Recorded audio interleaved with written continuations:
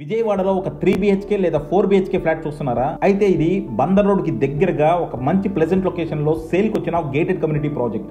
పక్కా వాస్తు, full amenities తో చాలా luxuries గా నిర్మించారు. సో మీరు గనక ఒక అఫోర్డబుల్ ప్రైసింగ్ లో 3 BHK 4 BHK ఫ్లాట్ సొంతం చేసుకుందాం అనుకుంటే ఇంకా ఆలస్యం చేయకుండా కింద డిస్క్రిప్షన్ ఉన్న కాంటాక్ట్ నెంబర్ కి వాట్సాప్ కాల్ చేయండి. తిరుమల వ్యవహారం మీద విచారణ సందర్భంగా సుప్రీంకోర్టు బెంచ్ వారు చాలా వ్యాఖ్యలు చేశారు, చాలా అభిప్రాయం వ్యక్తం చేశారు.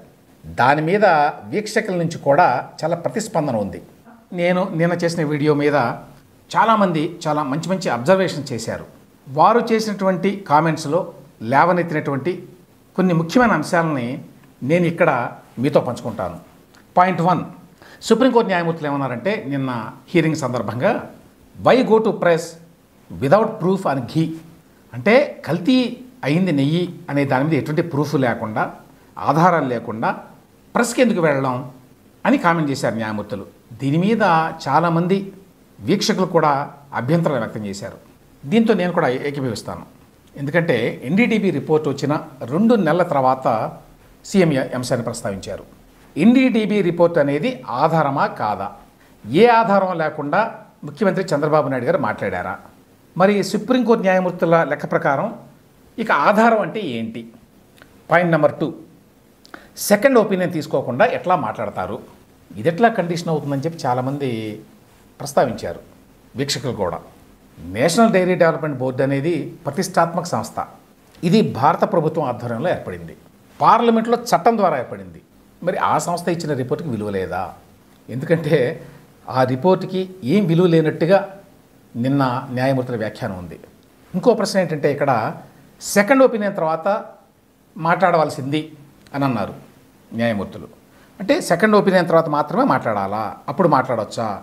మరి అప్పుడు కూడా ఇంకా జాగ్రత్తగా అంతర్జాతీయ ల్యాబ్తో టెస్ట్ చేయించిన తర్వాత మాట్లాడితే బాగుండేది కదా అని కూడా అనొచ్చు కదా.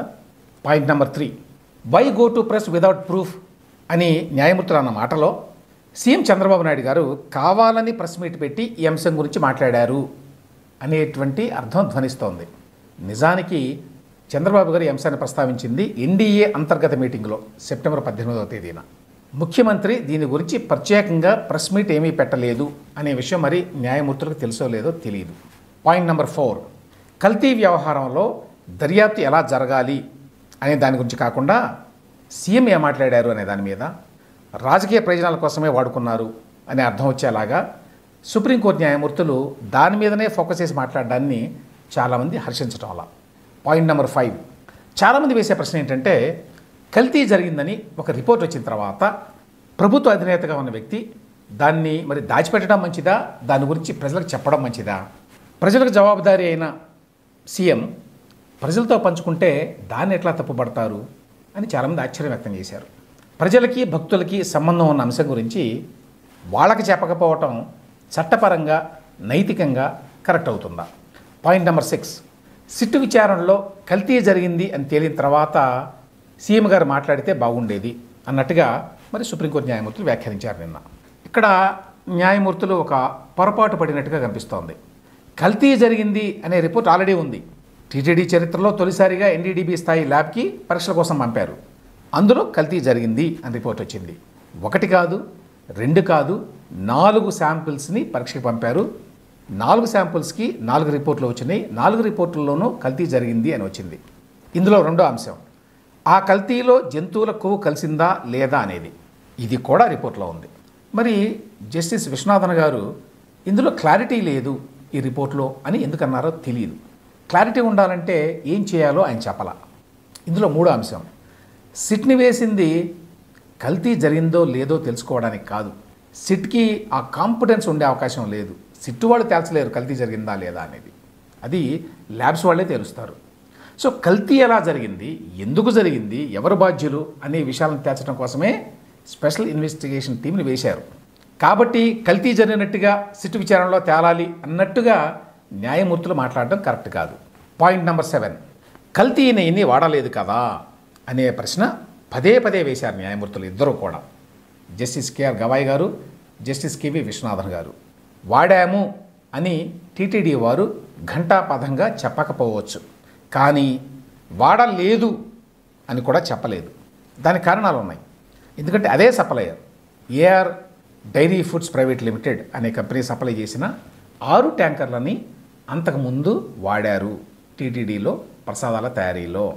కాబట్టి అదే సప్లయర్ సప్లై చేసినటువంటి 6 ట్యాంకర్లలో కల్తీ ఎట్టి పరిస్థితుల్లో జరగలేదు అని ఎవ్వరూ చెప్పలేరు.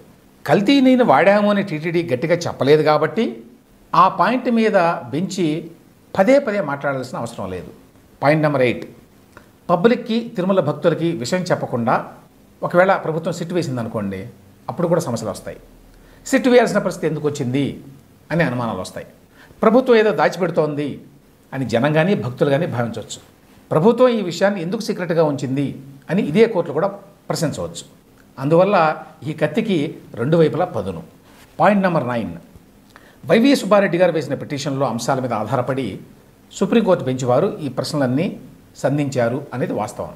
విచారణ సందర్భంగా తమ అనుమానాలను తీర్చుకోవడానికి కోర్టులు ఈ రకమైన ప్రశ్నలు వేస్తుంటాయి. అయితే ఈ కేసులో న్యాయమూర్తులు తొలి హియరింగ్లోనే కొన్ని అంశాల మీద ఒక నిర్ణయానికి, ఒక అభిప్రాయానికి వచ్చినట్టుగా కనిపించటమే మరి చాలామందిని ఆందోళనపరిచింది.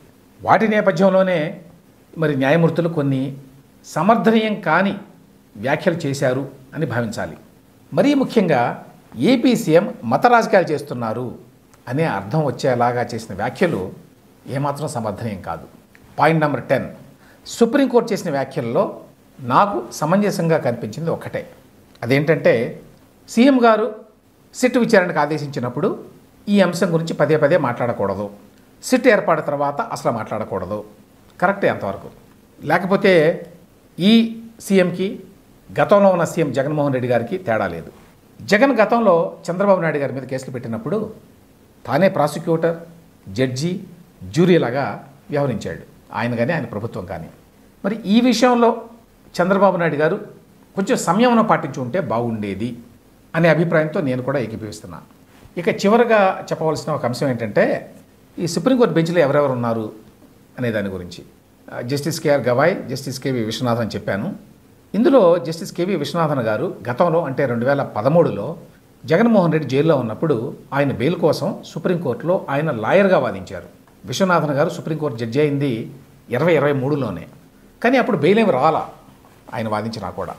కానీ మరి ఆయనకి జగన్తో సంబంధాలు ఉన్నాయని, అందుకనే నిన్న విచారణ సందర్భంగా ఇలా క్రిటికల్గా న్యాయమూర్తి మాట్లాడారని అర్థం వచ్చేలాగా కొంతమంది వ్యాఖ్యానించారు. అయితే ఇది నిజమని నేనైతే అనుకోవడం లేదు. ఎందుకంటే దాదాపు అందరూ జడ్జీలు వాళ్ళు గతంలో న్యాయవాదులుగా ఉన్నప్పుడు అన్ని పార్టీలకి, అందరి నాయకులకి రకరకాల కేసులకి వాదిస్తారు. అంత మాత్రం చేత వాళ్ళకి పక్షపాతాన్ని అంటకట్టలేము. ఉదాహరణకి ముకుల్ రోహత్కి తీసుకోండి. ఆయన ఈ మధ్యనే లాస్ట్ ఇయరే అందరికీ తెలిసిన కేసు చంద్రబాబు నాయుడు గారి బెయిల్ కేసు. ఆ కేసులో చంద్రబాబు గారికి వ్యతిరేకంగా సుప్రీంకోర్టులో వాదించాడు జగన్మోహన్ రెడ్డి గారి ప్రభుత్వానికి లాయర్గా. కానీ నిన్న కేసులో, టీటీడీ కేసులో ఆయన చంద్రబాబు గారి ప్రభుత్వానికి ప్రతినిధిగా వాదించాడు. కాబట్టి ఇప్పుడున్నటువంటి న్యాయమూర్తి గతంలో ఎవరికో వాదించారు అనే దాన్ని మనం అంత సీరియస్గా తీసుకోవాల్సిన అంశం కాదు. చివరిగా చెప్పాల్సింది ఏంటంటే విచారణ సందర్భంగా న్యాయమూర్తులు చేసిన వ్యాఖ్యలకి మరీ అంత ఎక్కువ ప్రాధాన్యత ఇవ్వాల్సిన అవసరం లేదు. కానీ అసలు విషయం ఏంటంటే అక్టోబర్ 3 నాడు అంటే ఎల్లుండి మళ్ళీ ఈ కేసు విచారణకు వచ్చినప్పుడు కేసులో వేరే ముఖ్యమైన అంశాలు ముందుకు రావచ్చు.